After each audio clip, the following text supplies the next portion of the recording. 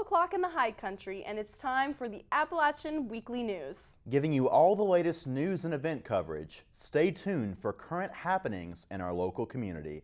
I'm Dylan Henson. And I'm Lea Johnson. We begin today with some sad news out of Charlottesville, Virginia. Investigations continues after 3 University of Virginia football players were shot and killed on a bus headed back from Washington, D.C. The suspect has been caught and the motive has not been determined. Our thoughts and prayers are with the families of the victims and the entire UVA community. The town of Blowing Rock announced last Friday that untreated wastewater was discharged into New Year's Creek in the Catawba River Basin. An estimated 1,200 gallons of wastewater was released from a sanitary sewer manhole. The Division of Water Resources was notified and is investigating the matter. For more information, you can contact the town of Blowing Rock at 828-295-5200. This week we've seen cold temperatures, snow, and even ice. And is your vehicle prepared for the upcoming winter? Our correspondent Shannon Pendleton joins us live with tips for winterizing your vehicle. Shannon, what do you have for us? That's right, Dylan and Lea. So some tips that you can keep for your car this winter is making sure you have some snacks, some water, and a blanket whenever you go out in case you get stuck. I got to talk to Anthony Johnson, the owner of AJ's Tire and Auto, and he gave me some other items that you should keep in your vehicle, along with some tips to keep you safe this winter. Driving during snowy and icy conditions can be a scary and dangerous experience.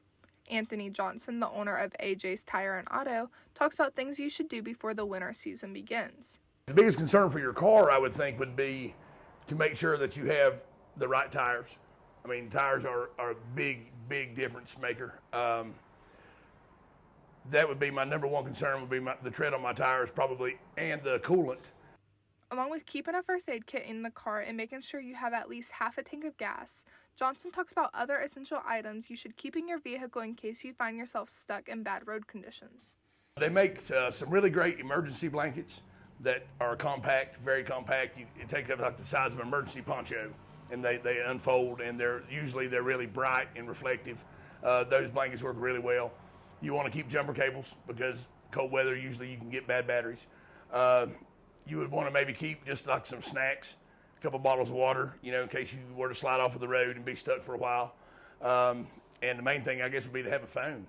Making sure you are being careful while driving is very important.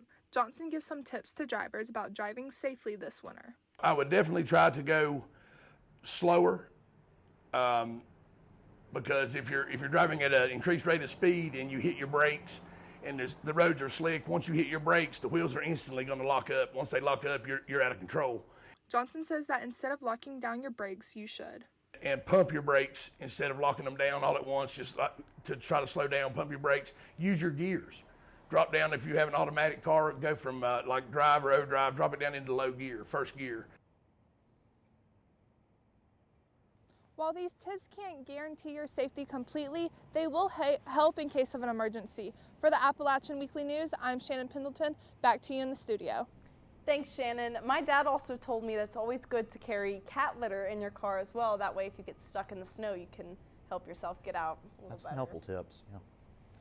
Speaking of colder weather, the Hospitality House is facing a shortage of cold weather supplies. As of Wednesday, the shelter reported that they are completely out of blankets. They stated that due to the cold temperatures, there has been a higher demand for blankets at shelters in the community. The nonprofit also said that their doors are open for anyone during this harsh winter. They are asking for the community's help, and any gently used or new blankets can be dropped off or shipped to the Boone location. For more information, you can visit hosphouse.org. Next up, our correspondent Delaney Margaret has some information about our local Starbucks. Starbucks workers across the U.S. are coming together to unionize for better hours and fair wages. Our local Starbucks, located on Blowing Rock Road, has started their unionization efforts at the beginning of this year and are continuing now. I had the opportunity to speak with a worker about their unionization efforts. I've been with Starbucks for about 5.5 years. I've been at this store for probably about 4.5. of those. I'd say the efforts first began probably at the beginning of this year, but we had our vote in April, on April 30th, to actually unionize. So, I mean, every store has their individual things that they want to fight for and put in their contracts. For us, it's a lot of like things with call-outs. Guaranteed hours is a big deal, especially since we get so many transfers with students coming back every year. It's always a big fight to get hours. Other people on my organizing team, we all know people at other stores. Like, there's a group of people down in Anderson, South Carolina that were fired unjustly, and people in Memphis that were fired unjustly. So we all know those people as well, even though we luckily don't have it here. At the end of October, Starbucks was supposed to start bargaining in court with actual stores, and they have had their lawyers walking out. They refused to bargain with any stores, which is illegal. Mainly that, we all voted to actually unionize and get our contracts, and they refused to do that. And the only way to really kind of nudge them through the door is to incite profit loss, essentially. With the Appalachian Weekly News, I'm Delaney Marker. Students took advantage of the colder weather by warming up by the fire on Sanford Mall. APPS hosted its Fireside Stories event Monday for students across campus. Students enjoyed sitting by the fire while listening to stories and roasting s'mores. App State installed campfire locations on Sanford Mall during the COVID-19 pandemic so students would have a safer way of gathering together. The Thanksgiving holiday is almost here, and to get an early start on the celebration, the Appalachian Popular Programming Society is hosting a Fiddles and Fixins event. Come out with your friends and enjoy tasty Thanksgiving food while also having the opportunity to learn how to square dance. The event will take place tonight from 6 to 8 p.m. in the Grandfather Ballroom, which is located in the Plemons Student Union. Don't forget to take home some leftovers. Are you planning to stay in the high country over Thanksgiving? Well, there are dine-in and takeout options across the county on Thanksgiving Day. In Boone, restaurants such as Daniel Boone Inn and Cracker Barrel are offering Thanksgiving Day meals. In Banner Elk, Stonewall's Restaurant and Reed's Cafe will offer a traditional Thanksgiving dinner. If you are looking for takeout, locations such as Stick Boy Bread Company and Earth Fare will provide freshly baked pies and bread. For more information, you can visit the Explore Boone website. With less than a month left of the semester, students are finding ways to de-stress and mentally prepare for finals. It is very important to have healthy methods to use for de-stressing. The Wellness and Prevention Services held a de-stress fest on Tuesday. The event included therapy dogs, massage chairs, coloring, and meditation. It allowed students to take a break and relax. If you missed out on this event, you can attend the De-Stress Yosef event that will be happening on Tuesday, November 29th from 12 to 3 p.m. in the Student Union. Appalachian Popular Programming Society presented the Hiking Club discussion last night in the Student Union. The discussion centered around hiking safety. There are multiple hiking spots throughout the high country for students to enjoy. For more information on events, you can contact APPS via email at apps@appstate.edu. A local nonprofit group is working towards cleaning and preserving Wilson Creek. A Clean Wilson Creek is a growing team of local and regional partners committed to protecting the creek for future generations. If you are unfamiliar with Wilson Creek, it begins as a small stream on the side of Grandfather Mountain and runs 23 miles and ends in Morganton. This nonprofit organization conducts river cleanup events and addresses the issue of vandalism at Wilson Creek. If you are interested in volunteering or donating, you can visit acleanwilsoncreek.org. The transition from college to the real world can be scary for some, and I know it's been scary for me, Lea. It definitely has been. Here at App State, students had a chance to learn more about that transition. Tonight, I had the opportunity to attend the Courageous Conversations panel. This panel was held by the Walker College of Business and discussed what it's like to be a first-generation college student. Dean Benoit already mentioned that we have Dr. Medlin, Here this evening we have Kathleen Harb and Eli Stroud who will be introducing themselves shortly. And I would now, without further ado, introduce Andrea Gonzalez, pass the mic to her. The event included 3 alumni from App State that spoke about their experience as a first-generation college student. So for the people who are not graduating, well, even the people who are, I would tell you that you can do it. Whatever you're doing, you can do it. You have the resources around you. You have the people that you can ask for help if you need it. You can do it. Just put in the time and the hard work and the effort, and it will all come to fruition, whatever your dreams are.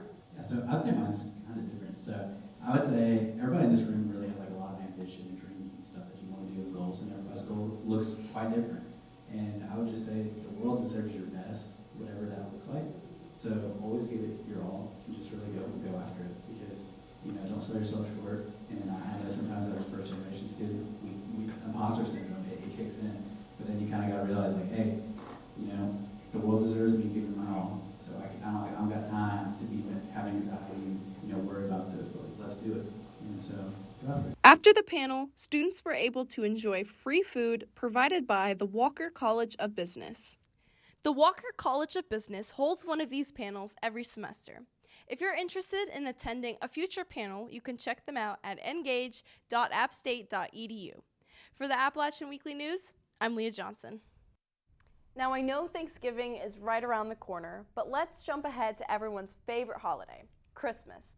One popular place that locals like to celebrate the holiday is at Tweetsie Railroad. Tweetsie Christmas officially opens on November 25th and will have multiple attractions for people to enjoy. You can experience the 20-minute train ride through the display of 1 million Christmas lights and a Christmas variety show. For ticket information and prices, you can visit tweetsie.com. Are you looking for something to do this evening? Americana singer-songwriter Jim Lauderdale will be live at the Appalachian Theater tonight at 7:30. Lauderdale's has been a vital part of the country music industry since 1991, which is when he released his debut album. So far, he's won 2 Grammys and released 34 full-length albums. Lauderdale is a North Carolina native. Ticket prices are $25, and for more information, you can visit www.apptheater.org. Earlier this week, Chancellor Sherry Everts sent out an email announcing some big news. App State is one of the 5 schools in the University of North Carolina systems to be awarded a $3.4 million grant in funding from the National Science Foundation. The grant money will support the recruitment and success of underrepresented students in science, technology, engineering, and mathematics fields. Each student scholar will receive a $2,000 scholarship per year, as well as $3,000 to conduct summer research. One sports team will soon host tryouts. Stay tuned after the break to hear more about this opportunity and how you can get involved.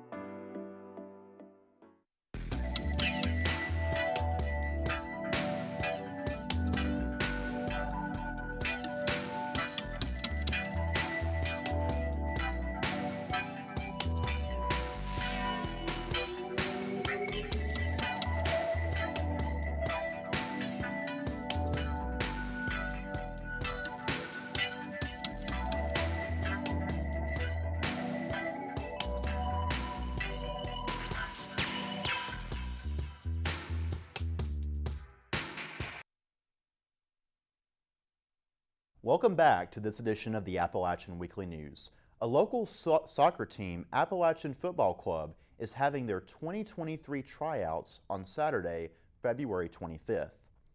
Take this opportunity to show off your skills in front of Coach Dale Parker and have a chance to be a part of the team. Appalachian Football Club is a part of the National Premier Soccer League and will compete in the Lamar Hunt U.S. Open Cup for the first time in their history after winning the Southeast Conference and reaching the NPSL quarterfinals last season. So you're not just trying out to play on our NPSL roster, you're also trying out to potentially be on our Open Cup roster, which is pretty big time.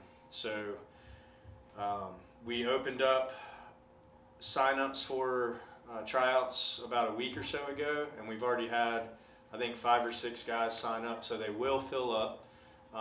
So if you are interested, I would recommend definitely going ahead and getting signed up so you don't miss out on that. We will cap the number probably around, I think the past 2 years we've been around 45, so like I said, they will fill up. Tryouts for the football club will be held on Saturday, February 25th from 9 a.m. noon at the Ted Mackerel Soccer Complex. Now, the basketball team has had an incredible season so far, being undefeated and winning against ACC team Louisville. What do you think about this? I think it was awesome. I was there for the first game, and I've never been to a basketball game, so that was a lot. But I won't tell you too much because our sports anchor Holly has more on that story. Holly, what can you tell us? Yes, so Louisville took the L this week as the men's basketball team remains undefeated, beating the Cardinals 61-60. The black and gold maintained a 6-point lead until the Cardinals pulled ahead 57-53 with just over 3.5 minutes remaining. During the last few seconds, the Cardinals' junior guard L. Ellis drove for what would have been a game-winning layup, only to miss the clock by a 1/10 of a second. This was the Mountaineers' first win against a Power 5 opponent since their 65-63 win at Virginia Tech during the 2014-2015 season. App State will return to action this weekend, hosting Campbell tonight at 7 in the Holmes Convocation Center. App State women's basketball team suffered a 70-65 defeat against Norfolk State last night at the Holmes Convocation Center. Senior Janae Sanders scored 25 points last night, matching her career high. The Mountaineers return to action Sunday at 1 p.m. against West Virginia. The Mountaineers suffered their second straight conference loss last Saturday after traveling to West Virginia to face the Marshall Thundering Herd. The longtime rivals met for their first ever Sun Belt Conference game, with Marshall defeating the Mountaineers 28-21. App State struggled against Marshall's defense and held the Mountaineers to just 293 yards of total offense, only scoring 14 points. The Mountaineers had a chance to tie the game late but stalled on the Marshall 45 line, falling to 5-5 and 2-4 in conference play. The team will face off against Old Dominion tomorrow in Kidd Brewer Stadium. The game will also be streamed on ESPN Plus at 2:30 p.m. App State volleyball season came to an end last night after a 3-2 defeat against Louisiana at the Sun Belt Tournament. The Mountaineers were eliminated in the second round of the tournament, ending their season with 18 wins and 10 losses. That's all I have for sports this week. Leah, Dylan, back to you. Thanks. And it's a season of giving, and one local nonprofit in Boone is helping spread holiday cheer. Our reporter, Devin Stewart, has more. A child's excitement opening gifts on Christmas morning is special, but thanks to a local nonprofit, this Christmas will be extra special for some around the world. Someone who doesn't even know me has packed something that impacts my life, and it is really life-changing. The estimate is that every box impacts up to 10 people. Operation Christmas Child is an annual tradition for Samaritan's Purse, and this week is National Collection Week. Generous donors prepare shoebox gifts filled with toys, hygiene items, and school supplies. Sure, so the Boone Processing Center is one of 7 across the United States. And it is the international headquarters, so of course the one that has the prestige. But what happens is all of the shoeboxes that have been gathered and collected through the year are turned into the processing center this week. So there are volunteers that are working round the clock almost, about 18 hours a day. And they'll work over there and they will bring those cartons of shoe boxes. So there are different collection sites throughout the area. Once the shoe boxes are collected and processed, it's time to distribute them across seas. Ship them, label them for gender and age, and then they'll box them together to get ready to go. And receiving these shoe boxes can be life-changing for some families. These children's faces, before they even open the box, is literally just smiles. They're standing there and they're like, oh my gosh, I have a box. They don't even know what's inside of it just yet. But there have been several times when they open the box, and of course there'll be toys and things, but for those families that can't afford school supplies, I mean, this could be a life-changing item for them. For those that might not be able to afford multiple toothbrushes for a family, because there are instances where one family will share a toothbrush. If you're interested in making or donating a shoebox, you still have time. National Collection Week runs through Monday, so you can stop by the Boone headquarters right here on Bamboo Road. Samaritan's Purse hopes to distribute nearly 11 million shoeboxes across the world. Reporting for the Appalachian Weekly News, I'm Devin Stewart. Well, that's all the time we have for today. Thank you for tuning in to this edition of the Appalachian Weekly News. I'm Lea Johnson. And I'm Dylan Henson. We at the Appalachian Weekly News wish you a happy and safe Thanksgiving. Thanks for watching.